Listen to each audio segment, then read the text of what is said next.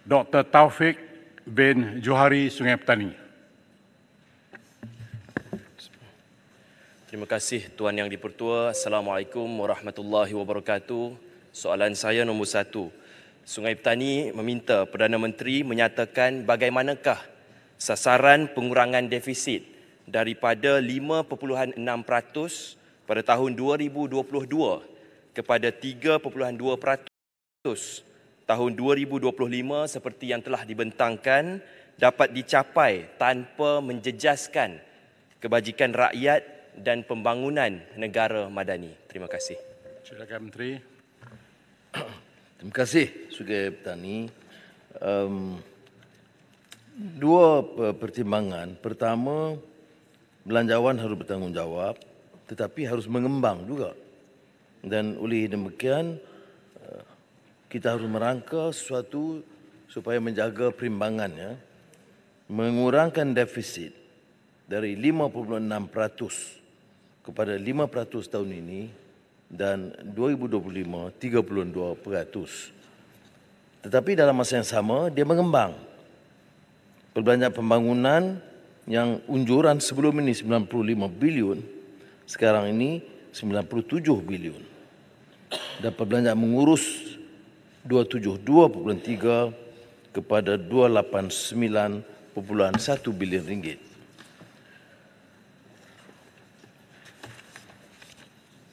Defisit fiskal berbanding KDNK ini, kita harus mengambil kira pertama, kutipan hasil serta KDNK sebenar untuk tahun 2022 melebihi unjuran yang dibuat pada 7 Oktober. Alhamdulillah, kerana unjuran hasil 2022 yang dibentangkan tahun lalu 234 bilion. Sekarang penambahannya 294.3 bilion jumlah. Jadi penambahan ketara. Belanjawan 24 Februari 2023. Nah, tetapi hasil 2023, walaupun unjuran kita 272.5, hasil 291.5 bilion. Jadi dari segi anggaran dengan keadaan sekarang ialah KDNK 2022-23 ada peningkatan dari segi peningkatan hasilnya, ya. Dan dari mana hasil saya jelaskan, kerana lembaga hasil dalam negeri menunjukkan jumlah yang lebih, termasuk orang yang bayar cukai sekarang lebih bertanggungjawab dalam tempoh 2-3 bulan umpamanya penambahan hasil LHDN itu ketara, harga minyak meningkat, dan ketiganya seperti kita tahu, hasil yang tidak disebut dalam belanjawan yang diperoleh dari IPIC yang telah saya umumkan di Parlimen. Yang penting dikira juga ialah bahawa dalam kumpulan wang COVID-19 itu 2022 kita belanja 31 bilion ringgit. Untuk tahun ini kita tidak belanja apa-apa lagi untuk COVID. Jadi hasil untuk 2023 dijangka melebihi kerana saya seperti saya tekankan dari wang dana IPIC itu 1.8 bilion dolar Amerika. Jadi bagi kerajaan jumlah ini adalah munasabah. Dan satu hal yang lain yang masuk dalam 2023 ialah wang 1MDB yang harus dibayar 3 bilion dolar tahun ini. Itu sekitar 13.5 bilion ringgit. Tetapi ini one off. Tahun depan 13 bilion itu tidak termasuk dalam perkiraan. Jadi defisit akan jauh lebih kurang. Sebab itu bagi kita munasabah. Nah, soal yang terkait ialah tentang langkah ini apakah akan menjejaskan projek dan kebijakan ekonomi yang menyentuh kepentingan rakyat. Ini tidak berlaku kerana seperti yang disebut penambahan 2 bilion setakat ini, walaupun kita jangka dengan penambahan hasil kerana akan bertambah.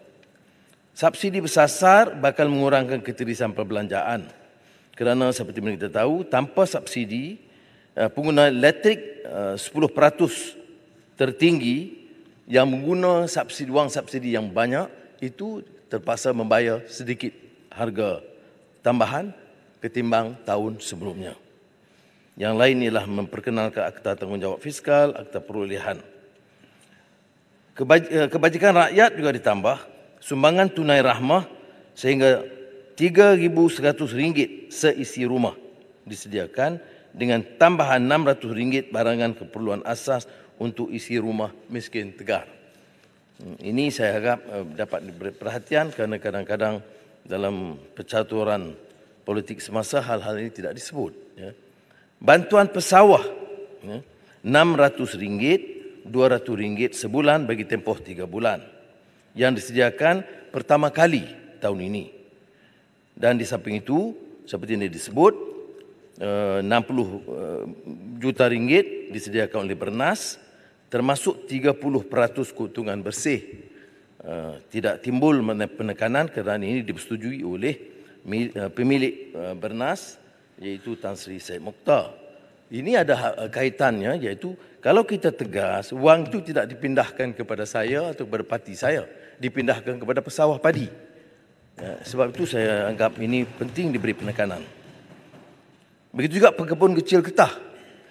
Yang dibangkitkan ialah naik 20 sen sekilogram pertama kali. 3 tahun sebelum ini tidak ada naikkan 1 sen pun. Tetapi di samping itu ada bantuan khas musim tengkujuh yang dinaikkan dari RM600 ke RM800 setiap orang. Jadi maknanya naik harga getah dan naik pendapatan jumlah bantuan kerajaan kepada RM800 untuk tahun ini. PMKS juga kita dapat kurangkan cukai. Pertama, bagi RM150,000 pertama dikurangkan kadar cukai daripada 17 hingga 15%, menjimatkan di antara RM3,000 sehingga 150 untuk 150,000 orang usahawan PMKS. Kemudian kadar cukai pendapatan M40 yang telah saya umumkan. Kemudian yang lain-lain itu BSN, Tekun dan Mara disediakan dana RM1.6 bilion. Terima kasih. Baik, soalan tambahan Sungai Petani, silakan. Terima kasih Yang Amat Berhormat Menteri atas jawapan yang diberikan. Terima kasih juga kepada Menteri Kewangan dan seluruh Kerajaan Madani kerana telah membentangkan Belanjawan 2023 yang memfokuskan kepada kesejahteraan rakyat dan tidak memfokuskan semata-mata kepada projek mega pencakar langit tetapi melandai ke bawah ke rakyat marhin. Banyak insentif yang diperkenalkan untuk mencapai ke arah itu. Soalan saya, apakah penambahbaikan kepada sumbangan tunai rahmah berbanding dengan bantuan yang diberikan sebelum ini dan bagaimanakah kerajaan ingin memastikan bahawa sumbangan tunai rahmah itu benar-benar fokus dan mendapat kepada golongan yang sepatutnya diberikan. Terima kasih. Menteri. Dan Ketua, seperti yang saya sebutkan, bantuan tunai rahmah ini atau sumbangan tunai rahmah STR fasa 1 telah pun dikeluarkan, telah diadakan, disampaikan kepada rakyat yang berjumlah RM1.6 bilion. Itu bulan Januari. Dan saya telah memberitahu Kementerian Kewangan dan agensi berterlibat supaya meringankan mereka dengan bantuan STR fasa 2 yang harus diselesaikan pada pertengahan Ramadan atau awal April, insya-Allah sebelum raya, 2 minggu sebelum raya kita akan keluarkan fasa 2 untuk golongan B40 mendapat STR atau sumbangan tunai rahmah. Dan dalam Belanjawan Madani 2023 penambahbaikan ini dibuat kerana STR umpamanya maksimalnya RM3,100. BKM, Bantuan Keluarga Malaysia, ada lagi RM2,500. Jadi ada detailnya umpamanya kategori isi rumah, 5 anak atau 3 anak. Dan kadar tambahan yang penting kita sebut di sini ya. Untuk golongan miskin tegar, tambahannya itu RM600 daripada peruntukan awal. Untuk BKM ni pula, ibu bapa yang tunggal mempunyai anak dan warga emas, untuk ibu bapa RM500, yang maknanya ibu bapa tunggal RM500, dan untuk warga emas RM300. Jadi yang saya sebut ini ialah jumlah yang telah perolehi SDR 8.7 juta rakyat berjumlah 8 bilion ringgit. Jadi lain daripada 8.7 juta rakyat ini, ada lagi permohonan baru. Jadi kita buka untuk permohonan baru setakat 13 Mac, 320,103 orang telah pun mendaftar dan terima. Dan yang layak saya minta dipohon segera sebelum 31 Mac supaya dapat dikeluarkan dana ini pada bulan Ramadan, insya-Allah. Terima kasih. Silakan. Assalamualaikum warahmatullahi wabarakatuh. Terima kasih Yang Di-Pertua. Kita tahu bahawa selain mengurangkan perbelanjaan termasuk subsidi serta mengembangkan KDNK, pendekatan lain untuk mencapai sasaran defisit 3.2% daripada KDNK pada tahun 2025 adalah dengan meningkatkan hasil negara termasuk cukai. Kita ambil maklum bahawa GST tidak diperkenalkan di dalam belanjawan kali ini. Seperti yang telah digambarkan oleh Menteri Ekonomi Pandan dan juga dalam kenyataan Pontian juga, mereka baru-baru ini ada menyebut bahawa kerajaan sedang melihat masa yang sesuai untuk memperkenalkan GST. Mohon yang amat berhormat Perdana Menteri memberi gambaran bilakah GST ini akan diperkenalkan. Mungkinkah sesuai selepas 6 pilihan raya negeri nanti? Sekiranya GST diperkenalkan dan pada masa yang sama subsidi dikurangkan, apakah pendekatan yang akan diambil oleh kerajaan bagi mengurangkan bebanan rakyat? Terima kasih. Terima kasih. Yang berhormat Tanya Karang, sekarang yang kita perkenalkan adalah capital gains tax dan cukai bagi barang mewah. Dan bagi kita memadai untuk memperoleh pendapatan bertambah selain dan langkah tegas mengelakkan kebocoran pembayaran cukai. Bila saya ke LHDN, saya beritahu selalunya tokoh-tokoh maha kaya ini dia elak bayar cukai dan ada perlindungan. Ini bukan perkara baru. Dan saya beritahu kita jangan tolak ansur dalam memastikan orang maha kaya juga membayar cukai. Jangan melarikan wang mereka keluar negara. Dan ini berlaku dan sebab itu saya telah arahkan supaya semua siasatan dilakukan termasuk Pandora Papers. Malangnya ada yang berhormat Macam Tasik Gulugo pertahankan orang yang pelari cukai ni kerana kunung kes lama. Saya tak peduli lama baru. Kalau kamu tipu atau rasuah atau curi wang negara, bayar balik. Itu pendapat saya. Jadi untuk soalan GST ini, saya telah menyatakan dari dulu semasa saya Ketua Pembangkang bahawa dari segi efficient, transparent taxation system itu GST. Tetapi kita belum bersedia. Sebab kita belum bersedia, kerana tahap pendapatan rakyat itu masih rendah. Jadi saya tidak fikir dalam 6 bulan atau 1 tahun kita boleh pertimbangkan. Pendapatan rakyat mesti naik dulu. Jadi threshold itu agak munasabah. Semua negara yang melaksanakan GST itu termasuk Singapura atau Canada atau New Zealand itu dikira pendapatan minima rakyat itu agak munasabah untuk hidup. Sekarang ini masih terlalu ramai, 130,000 kemiskinan tegar, B40 yang ramai, jadi tidak boleh dipertimbangkan buat masa sekarang. Terima kasih. Terima kasih. Kita bergerak ke soalan nombor 2. Saya jemput Datuk Ahmad Amzad bin Muhammad, Kuala Terengganu. Bismillahirrahmanirrahim. Assalamualaikum. Datuk Yang Di-Pertua, soalan saya nombor 2 yang berbunyi, minta Perdana Menteri menyatakan kekuatan fiskal negara ekoran mata wang ringgit yang semakin melemah dan apakah solusi kerajaan bagi mengimbangi situasi ini? Terima kasih. Pulau Terengganu, dari segi kerangka besar fiskal dan monetary itu dan kewangan, ya, pertumbuhan ekonomi itu mesti menjadi keutamaan. Jadi mengembang memudah cara kaedah kelulusan pelaburan yang nampak berjaya tahap ini, terutama bila AWS Amazon bersetuju untuk menjadikan Malaysia sebagai base. Jadi akan dengan sendirinya mendapat tarikan yang segera. Yang keduanya, seperti yang disebut, adalah memperluas asas tani, ekonomi asas tani atau untuk food security, dan juga dengan beberapa cukai baru seperti ke atas vape, dan yang penting juga ialah mengurangkan keterisan, pengawasan dan tindakan termasuk penyeludupan rokok haram. Ketiga, tentunya kaedah perolehan kerajaan melalui tender dan pelaksanaan subsidi yang tidak mengizinkan keterisan. Jadi untuk langkah tersebutlah maka kita anjurkan kadar pertumbuhan KDNK 45% dan defisit seperti mana saya sebut tadi dapat dikurangkan.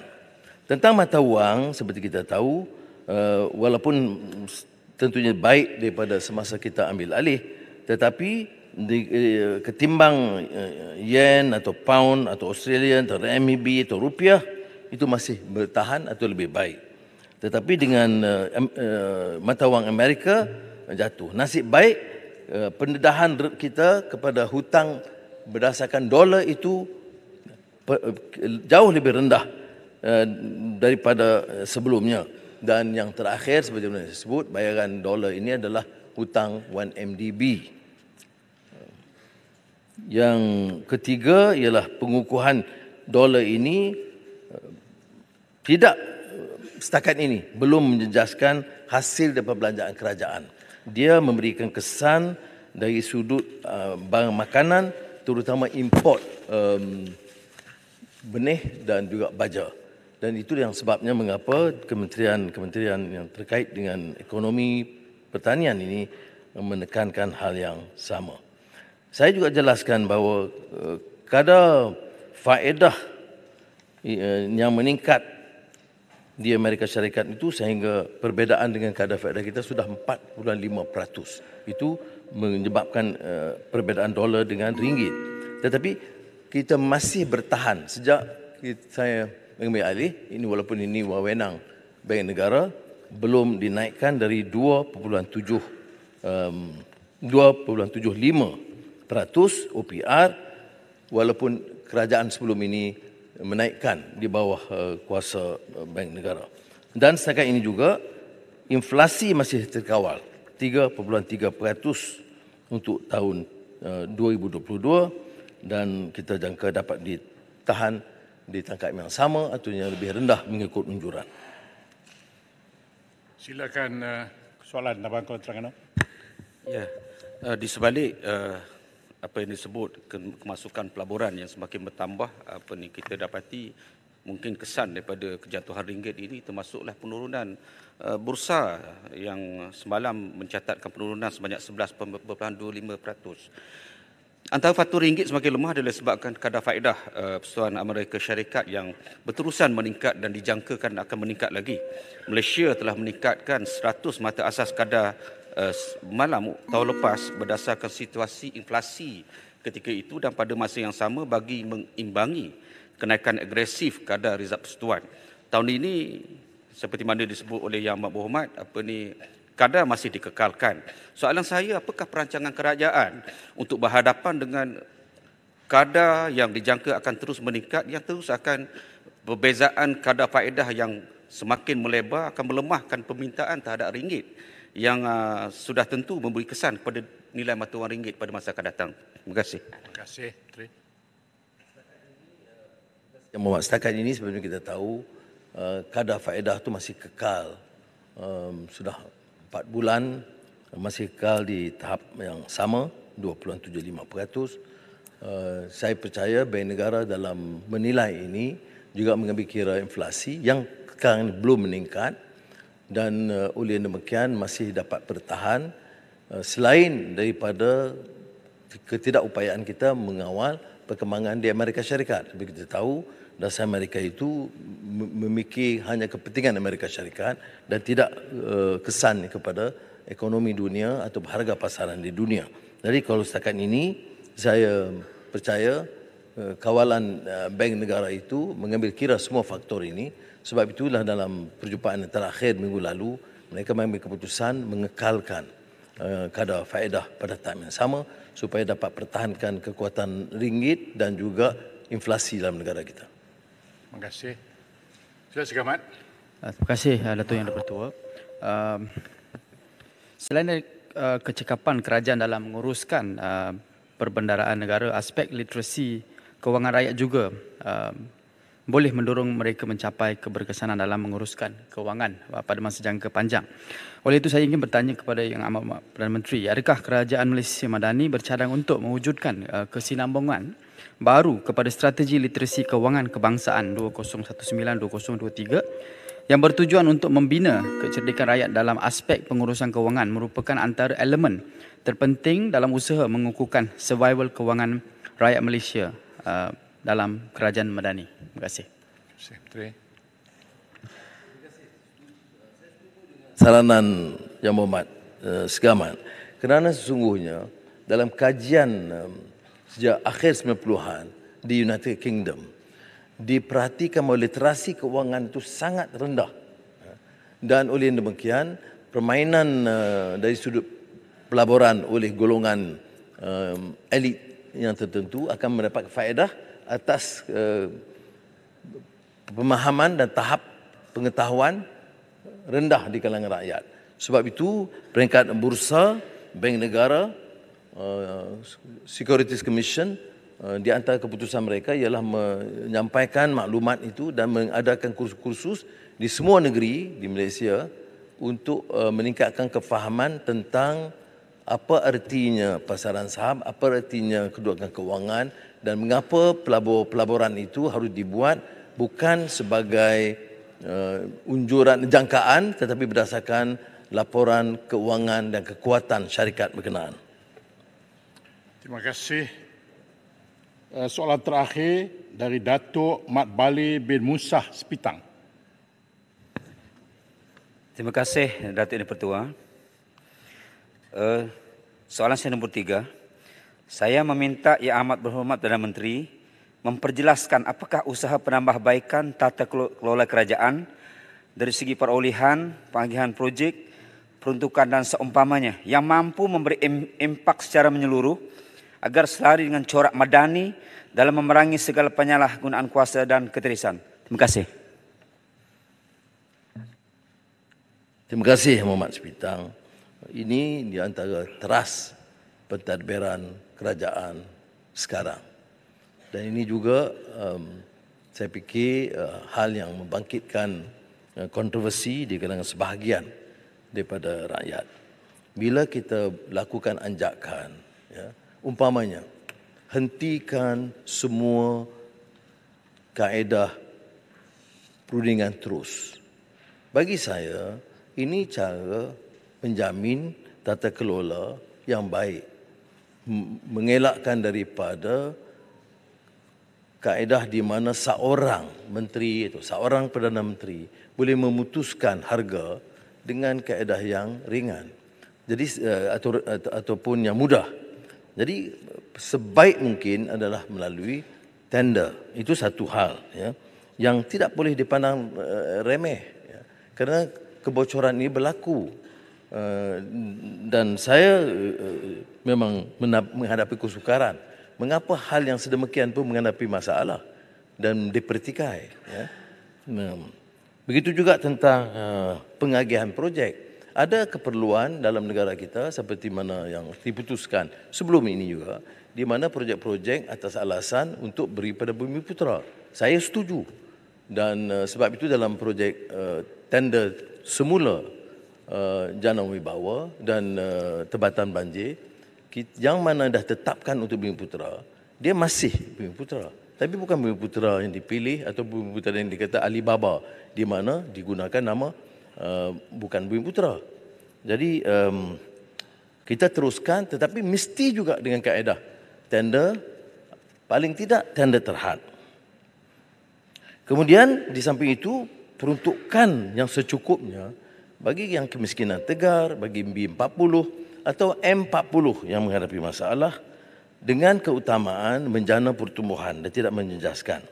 Dan sebab itu dalam kerajaan madani ini dari segi peruntukan kepada rakyat, pesawah padi, pekebun kecil, pekerja itu jauh lebih tinggi daripada sebelumnya. Ada hal-hal lain yang boleh kita betulkan tata kelola. Di antara hal yang sangat dicurigai ialah soal komisen harga bayaran bagi pekerja asing untuk oleh ejen-ejen. Kita batalkan ini dengan memastikan proses pemutihan dan juga rekalibrasi parti dengan mengambil orang-orang yang sudah ada di Malaysia. Dengan cara ini, ejen tak payah digunakan. Ini pun jadi masalah kerana ejen-ejen yang berkeliaran, yang kaya itu sudah bantah. Kemudian, dan ini yang ada betul, bukan kecil ya, bukan kecil. Dijangkakan bilion ringgit yang tiris, umpamanya mendapatkan seorang pekerja pembantu rumah kena bayar di antara RM20,000 sehingga RM25,000. Sekarang kalau dia membuat kesalahan tinggal di Malaysia berlebih waktu, maksimal hanya RM3,000 dan selesai. Dan ini yang dilakukan oleh Kementerian Sumber Manusia dan Kementerian Dalam Negeri.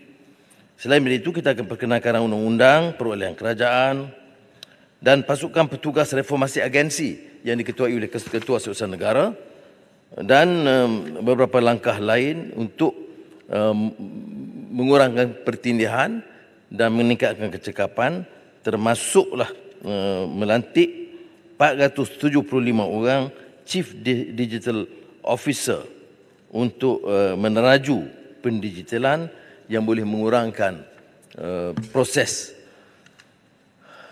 yang terpaksa ke pejabat dan menemui pegawai-pegawai.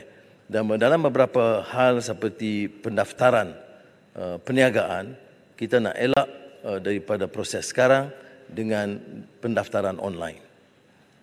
Terima kasih, Sepitang. Soalan tambahan saya, Datuk Yang Pertua. Saya mohon Perdana Menteri memperjelaskan apakah inisiatif-inisiatif yang dilaksanakan oleh kerajaan dalam usaha pemantapan sistem penyampaian perkhidmatan kerajaan di samping mengurangkan kerenah birokrasi. Terima kasih.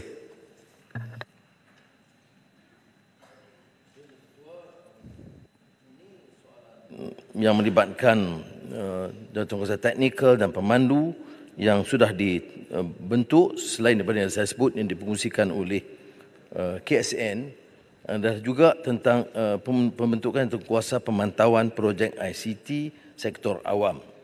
Jadi unit pemodenan tadbiran dan perancangan pengurusan Malaysia Mampu ditugaskan semula. Dia nampak terpinggir sedikit sebelum ini. Kita minta dia kembali untuk memberikan penumpuan dari sudut perancangan, pengurusan dan mengelakkan kelemahan-kelemahan yang dikaitkan dengan dalam soalan Yang Berhormat Sepitang sebentar tadi. Yang lain itu ialah hal-hal yang berkembang dengan IT dan digital technology, maka ada jatuhkuasa pemantauan pelaksanaan cloud framework agreement dan yang terkait dalam pengurusan dan pengukuhan tadbir data. Silakan. Terima kasih Datuk Pertua, terima kasih Yang Berhormat Tambun. Bila menyebut tentang soal tata kelola, pengagihan projek, perolehan dan sebagainya, banyak isu-isu yang dibangkitkan sebelum PRU yang ke-15 yang lepas. Jadi persoalan saya ialah isu-isu seperti tata kelola perolehan LCS sebagai contoh yang melibatkan berbilion duit rakyat sudah tentu juga termasuk perkara-perkara yang perlu untuk disiasat oleh kerajaan yang ada pada hari ini. Tak boleh kita bercakap soal pengagihan projek semata-mata tanpa kita bertindak kepada proses sebelum daripada ini. Soalnya, bilakah tindakan-tindakan akan diambil terhadap proses tata kelola yang telah disebut sebelum PRU 16 yang lepas? Kerana kita melihat kerajaan yang ada pada hari ini seolah fokus kepada isu yang melibatkan pembangkang semata-mata. soalan ini ditimbulkan dan dijawab oleh kerajaan bahawa tindakan pendakwaan sudah diambil, sedangkan pendakwaan itu sudah dibuat sebelum PRU 15 dan pihak Yang Berhormat Tambun dan juga pimpinan yang ada pun mengatakan bahawa pendakwaan itu tidak cukup, perlu ada lagi tindakan susulan.